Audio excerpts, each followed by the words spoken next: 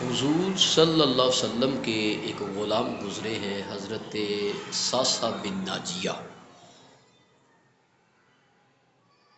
قبول اسلام سے پہلے انہوں نے بہت اچھے کام کیے،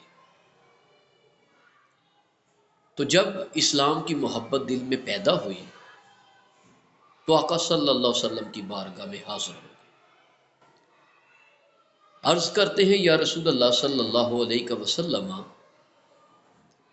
میں پوچھنا چاہ رہا ہوں اسلام سے پہلے جو میں نے اچھے اعمال کیے ہیں، کیا مجھے ان کا بھی کوئی صلہ ملے گا؟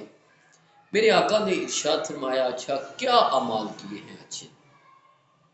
عرض کرتے ہیں یا رسول اللہ صلی اللہ علیہ وسلم، ایک روز میرے 2 اونٹ گم ہو گئے، میں ان کی تلاش میں نکلا اور میں نے دور دراز کا سفر کیا۔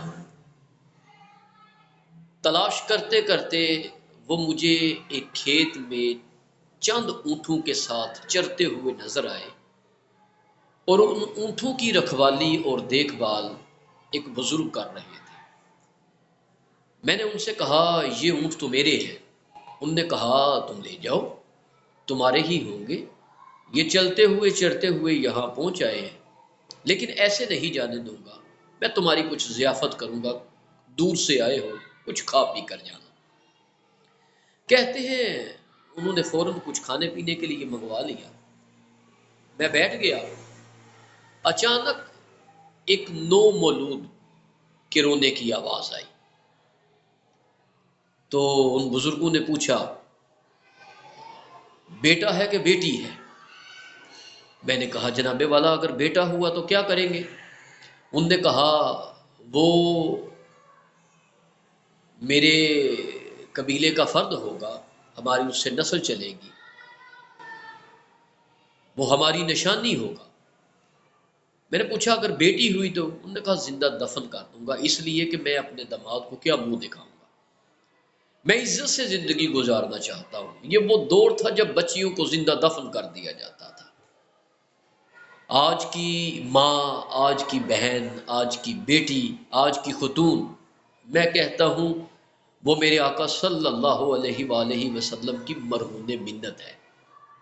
وہ جتنا بھی شکر ادا کرے میرے آقا کا وہ کم ہے۔ کہتے ہیں میں نے کہا اچھا پتہ کرے فوراً وہ بیٹا ہے کہ بیٹی ہے؟ کہتے ہیں پتہ کرنے پر پتہ چلا کہ وہ بیٹی ہے۔ تو میں نے کہا جی اب کیا کریں گے؟ انہوں نے کہا جی میں اسے زندہ دفن کر دوں گا۔ میں نے کہا زندہ دفن نہ کرے، وہ مجھے دے دے اور بدلے میں میرے سے یہ 2 اونٹ لے لے۔ انہوں نے کہا نہیں 2 اونٹ کم ہے، جس اونٹ پر سواری کر کے آئے ہو یہ بھی اونٹ دینا پڑے گا۔ میں نے کہا اچھا کسی بندے کی ڈیوٹی لگائیں، وہ مجھے میری منزل تک چھوڑائے اور پھر واپس یہ اونٹ لے آئے۔ کہتے ہیں انہوں نے کہا جی ٹھیک ہے۔ میں نے وہ چھوٹی بیٹی لی اور میں چلا گیا۔ وہ شخص مجھے میری منزل تک چھوڑ کر تیسرا اونٹ بھی واپس لے آیا۔ میں نے اس بچی کی پرورش کی، اس کی دیکھ بھال کی، اس کی خدمت کی۔ وہ آہستہ آہستہ پروان چڑھی، مجھے اس سے انس ہو گیا۔ وہ میری داڑھی کے ساتھ کھیلتی، وہ میرا خیال کرتی۔ میں جب باہر سے تھک ہار کر آتا وہ میرے سامنے جوتے رکھتی، تو مجھے اس بچی سے بے پناہ محبت ہوگی۔ کہتے ہیں یا رسول اللہ صلی اللہ علیہ وسلم، پھر میں نے یہ شروع کر دیا، مجھے جہاں پر بھی پتہ چلتا کہ کسی بچی کو زندہ دفن کرنے لگے ہیں تو میں 2-3 اونٹ فدیے کے طور پر دیتا، اور یا رسول اللہ صلی اللہ علیہ وسلم میں ان سے وہ بچی لے آتا، اور حضور اس طرح میں نے 70 بچیوں کو کم از کم دفن ہونے سے بچایا۔ ایک روایت میں 360 بچیاں بھی ملتی ہیں، امام طبرانی نے لکھا ہے۔ کہتے ہیں جب حضور نبی کریم صلی اللہ علیہ وسلم نے اس کا یہ جملہ سنا نا کہ میں نے 70 سے زائد بچیوں کو دفن ہونے سے بچا لیا، حضور کی آنکھوں سے چم چم آنسو برس پڑے، میرے آقا رو پڑے، اور بہتے ہوئے آنسوؤں میں میرے آقا صلی اللہ علیہ وسلم نے اپنے بازوؤں کو پھیلایا اور حضرت ساسا بن ناجیہ کو اپنی چھاتی کے ساتھ لگایا، اور آقا صلی اللہ علیہ وسلم نے ارشاد فرمایا او ساسا، یہ ان بچیوں کو بچانے کا صلہ ہی تو ہے جو اللہ کی ذات نے تمہیں اسلام کی دولت سے نواز دیا، یہ صلہ ہی تو ہے۔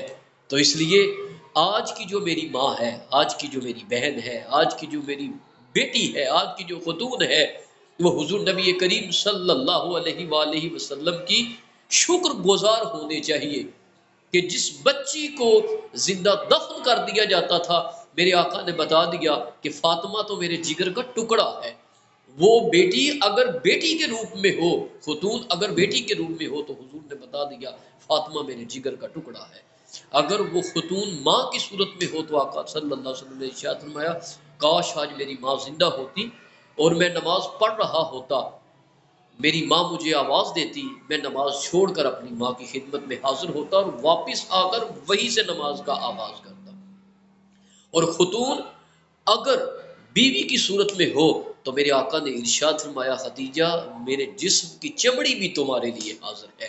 اور خاتون اگر بہن کی صورت میں ہو تو آقا نے ارشاد فرمایا میری بہن تمہیں آنے کی کیا ضرورت تھی، مجھے بتاتی میں خود ہی غلام آزاد کر